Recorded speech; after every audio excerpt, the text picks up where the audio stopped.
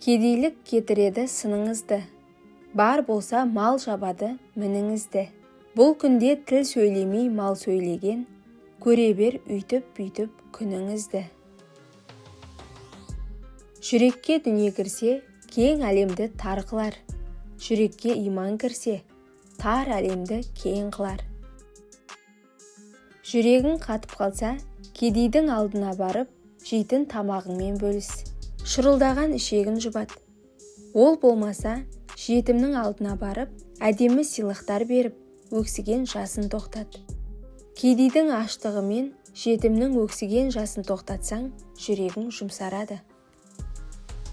Осы адамдар әдемілікке, сұлулыққа құмар болғандай, адалдыққа да құмар болса, дүние өзгерер ме еді? Еріншектен салақтық, салақтықтан надандық. Бірінен бірі туады, жоғалар сөйтіп адамдық. Қайта-қайта айтылған насихаттан жалықпа. Өйткені жай шегені қағу үшін де бірнеше мәрте ұру керек. Үндемеу үнемі ризалықтың белгісі емес. Кейде ол санасыз адамдарға көп нәрсенің мағынасын жеткізе беруден жалығуы болуы мүмкін. Қандай тағдыр болса да талғамадың. Әлде қарсы тұрарға бармамалың. Жан азабын жазықсыз жұтып жатқан, қайран жүрек мен саған таң қаламын. Жараның орны жазылады, бірақ ізі де қалуы мүмкін. Ал ауыр сөздерден жараланған көңілдің орны ешқашан жазылмайды. Ол мәңгілік жүректің түбінде қалады. Жігіттің намысы қыз баланың арымен өлшенеді. Қыз бала шырмауық гүл секілді. Бірдеңеге сүйкенбесе жайқалып өсе алмайды. Сондықтан қызын сыйлаған, қызын аялаған, қызын қорғаған ұлттың болашағы зор болмақ. Алланың бір құлына кедейлік немесе ауру бергенін көргенде, Алла тағала оны күнәларынан тазартуды қалағаны деп біліңдер. Әр қиындықтың түбінде бір жеңілдіктің болары сөзсіз. Бірақ ақыр аяғына дейін шыдау керек. Біреудің қандай жұмыс істеп, қандай үйде тұрып жатқаны, қандай киім кигені, қандай көлік мінгені, қаншалықты бақуат өмір сүріп жатқаны маңызды емес. Өз көзқарасыңмен басқаларға қорытынды жасама. Байғұсай деп мүсіркеген адамың әлемдегі ең бақытты адам болуы мүмкін. Осындай болсам ғой деп қызғанышпен қарайтын адамың сан мыңдаған ауыртпалықты тиеп алып, қиналып жүрген біреу болуы мүмкін. Өмірді түсіне немесе ақшасына қарап бағалама. 3 нәрсеге уақытыңды босқа жұмсама. Бірінші, өткенге өкіну. Өйткені ол қайтып келмейді. Екінші, өзіңді басқалармен салыстыру.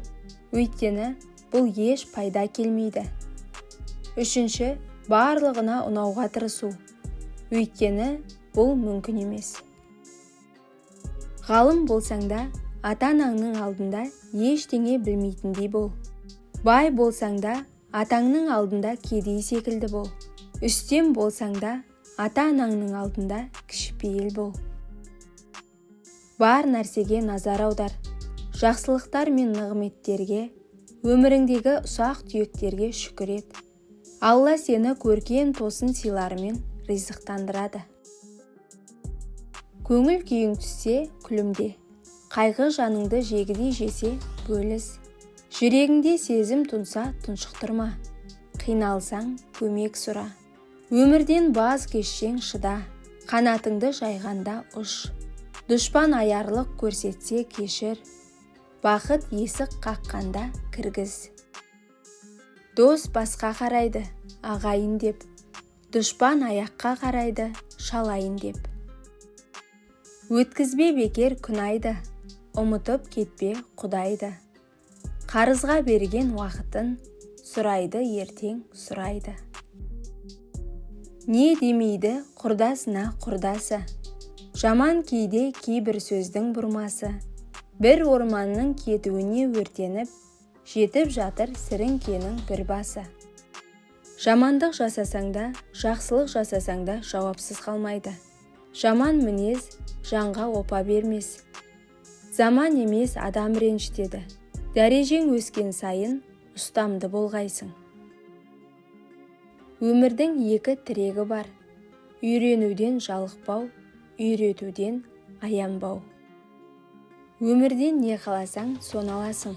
Сондықтан қалауыңды өсіруден қорықпа.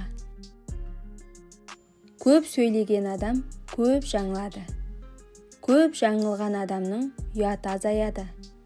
Ұяты аз адамның тақуалығы аз болады. Тақуалығы азайған адамның жүрегі өледі.